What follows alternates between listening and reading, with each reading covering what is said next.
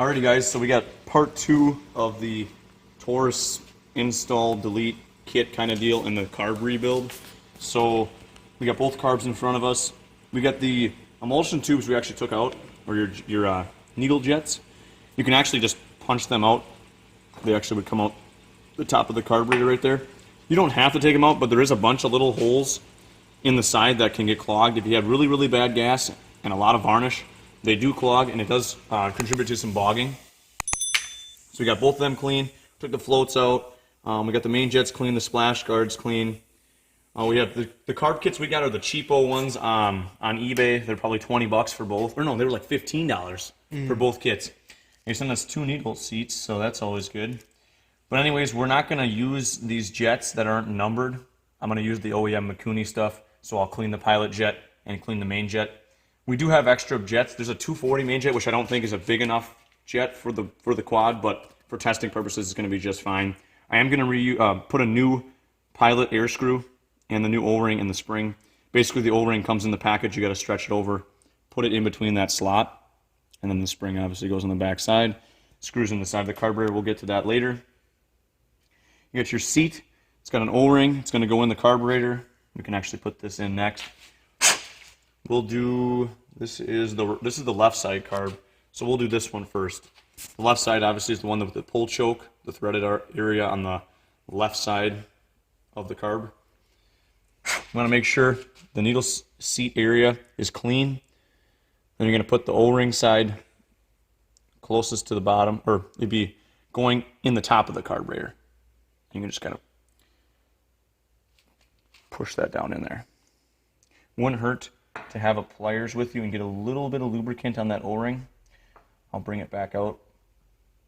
Just to make it slide in there easier, it is a tight fit. It's not supposed to be loose in there. You want it tight because fuel can actually leak past that O-ring and then you'll have flooding issues. So we'll have the cameraman pause his camera and then I'll get some. So we got a little bit of lubrication on the O-ring. See how much easier that slid in that time? Obviously, you push it down until it stops, and then you're going to take your little bracket here, and we're going to put on, we can see the screw head was on this side, so that's the side we'll put back how it was, and it goes around like that, and then this little Phillips head screws in here. And I'll get my hand out of the way here shortly, and you guys can see better. I got to go get a few tools as well, so we can tighten this up. You can tighten that up, and then the needle is going to go attached to your float, and we'll put that in next with the float pin. And then we'll go over float height, and then we'll do the jets.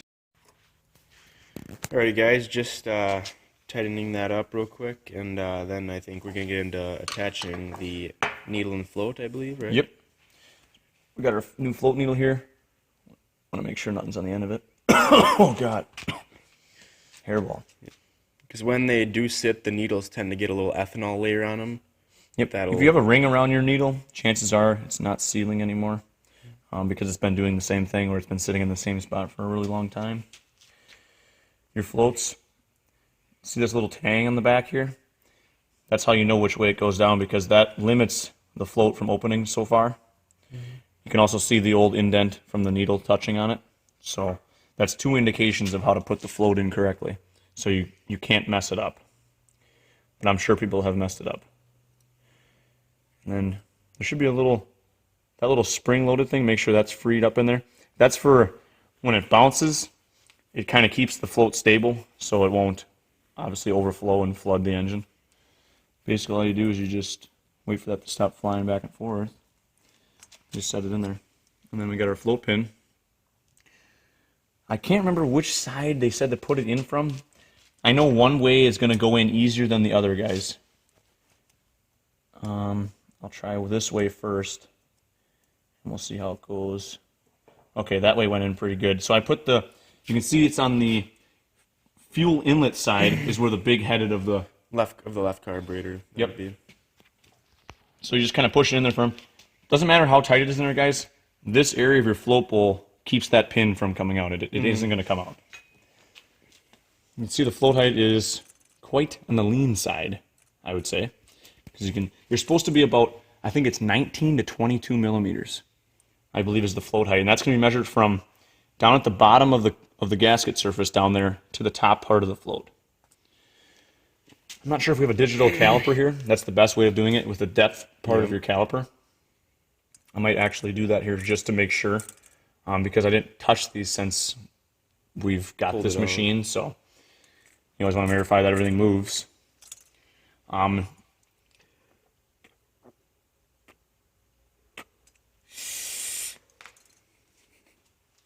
Doing the old blow test. Yeah, the old blow test. Apparently that's not as accurate because I can't blow 8 psi. It should you should be able to hold 8 psi if you had an actual gauge. You should be able to put 8 psi in there, and that needle should hold it. So, but yeah, that's basically it. I'm going to check the float height. I'll see if we have a caliper here. Otherwise, I'm going to just go off of what it was. Obviously, the further that float sits up towards the top of the carb, the richer it's going to be, the more fuel is going to get let in. And if it gets too high, it's going to run out this pipe, and obviously it's going to shoot out the overflows, have a bunch of fuel leaking, all that good stuff. So, and if it's too low, you're not going to have enough fuel, and it's not going to run, it's going to bog, and all kinds of other stuff. So it's kind of critical in some machines. I'm not sure how critical the Banshee is. I know the Warrior was very critical on the float height, but it's a good thing to do exactly what the book says on that. So we'll try to get a measurement of this, and I'll show you the float height on this. I read about 21 millimeters on all the forums. I heard anywhere from 19 to 22, so we did 21 millimeters. I got a digital caliper here. You're going to take your depth gauge. There's actually a notch on this side here, so that's kind of nice. You can put it there. And, I mean, it might be a little bit more than 21, but that's okay.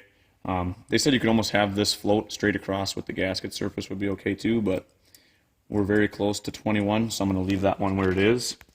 If you're curious on how to change that, all you got to do is bend this tab whatever way you want. So if you want your float height to be higher, you're going to bend that tab down. And if you want it closer to the top, if you want your float height less, you're going to push it upward. It's going to make it fall down more.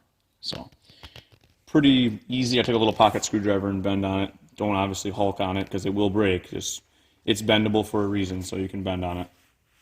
We just got to do the other one, and then we'll put the jets. And that'll be basically it for a carb rebuild. Emulsion tubes and needle jets, whatever you want to call them. They got a notch in them. Lines up with that peg right there. So what you want to do is you're going to get it in there.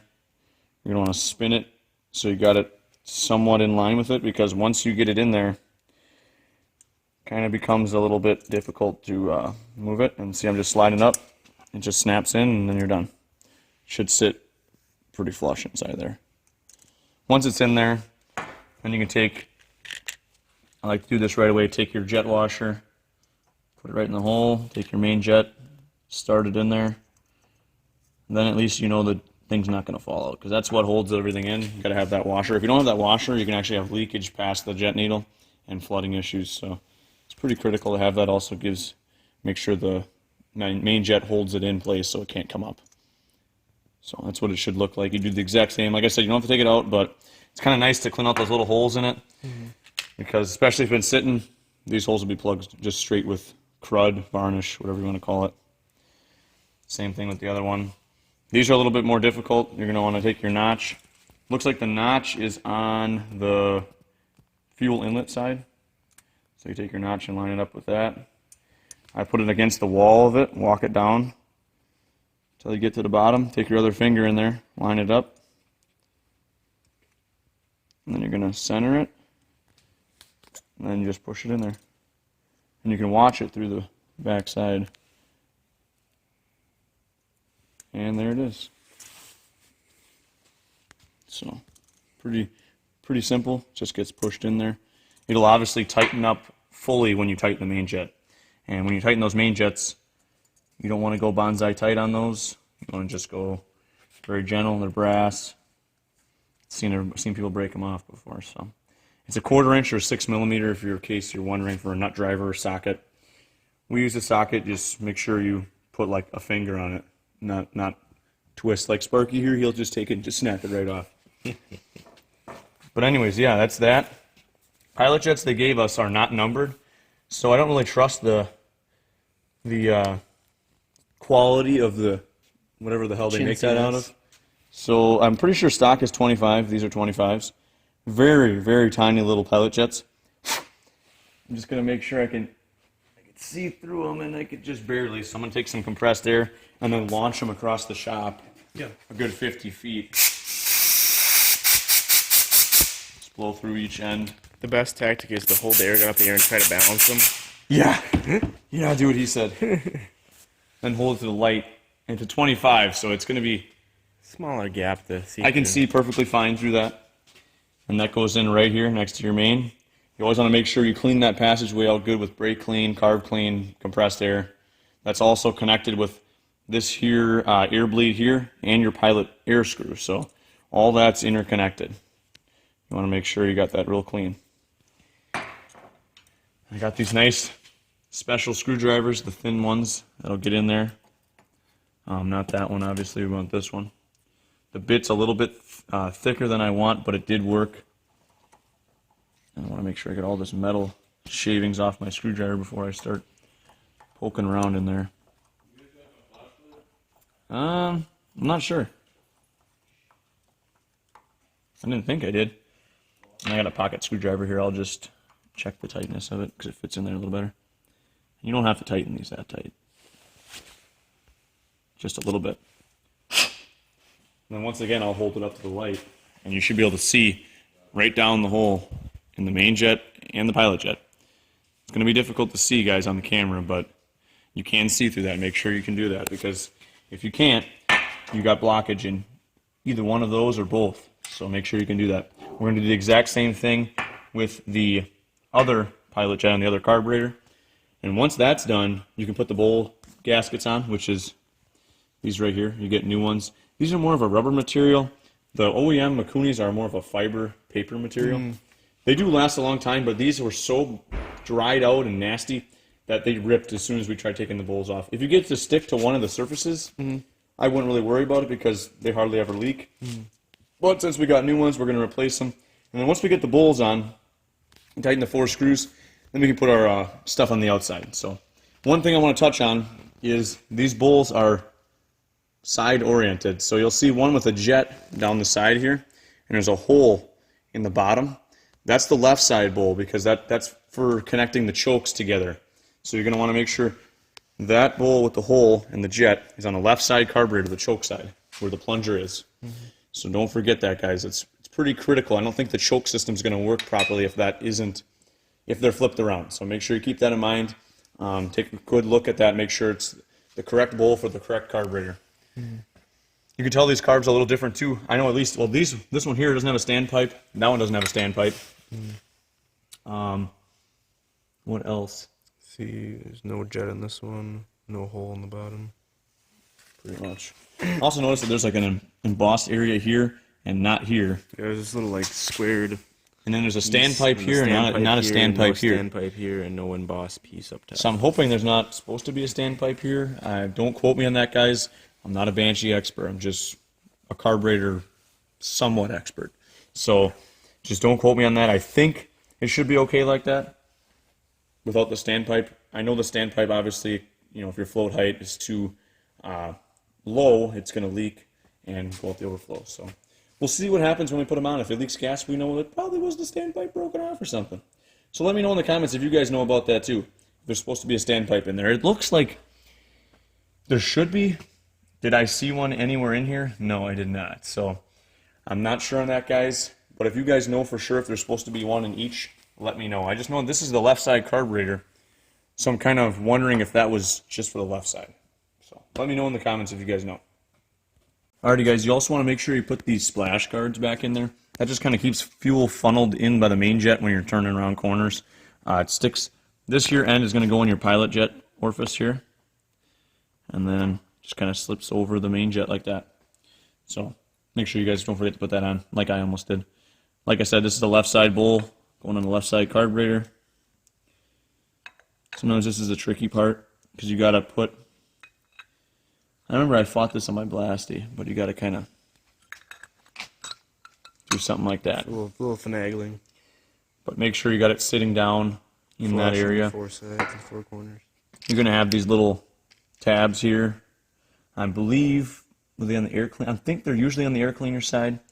Don't quote me on that. I'm going to put it on the air cleaner side. Yeah, I believe it's just for the overflow. Not overflow. Yeah, it holds the overflow tubes. Yeah, that. Yep. But we only have 3. You obviously will have 4 unless for some reason you don't have one like we After have. you got that bowl all on there, We actually did the Taurus delete, which you guys have saw in part 1 when we started doing that. This is our idle screw right here.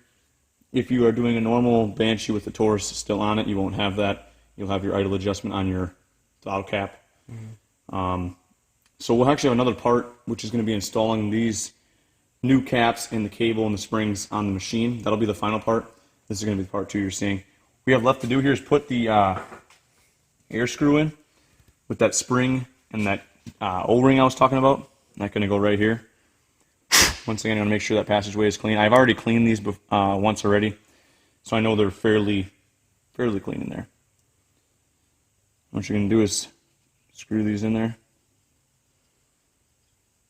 And you want to screw it until it lightly seats, and I'm going to back these off 1 turn.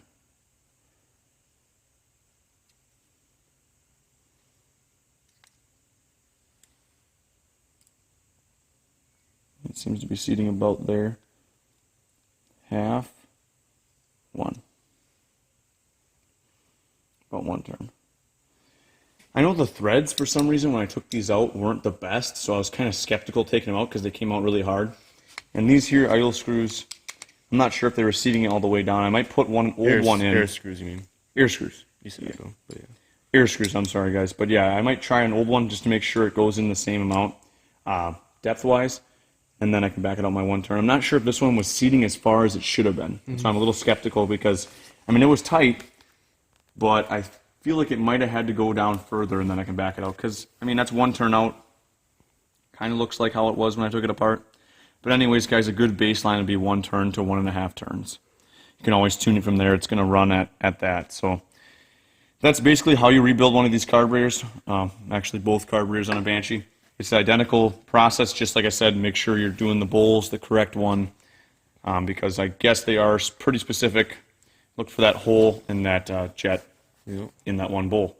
And you can tell it's the left side because it's got the choke right here. I mean, the last thing you want to do is insert your choke plunger. Make sure it's clean. It's a 12 millimeter. Tighten it up, and you should be good to go. All right, guys. Just like you said, likewise, we'll do the other one off camera. So be tuned in for part 3. We did have some troubles with cameras, so we are recording on the phone right now. So hopefully part 3 will be out soon. Yeah, we're hoping so.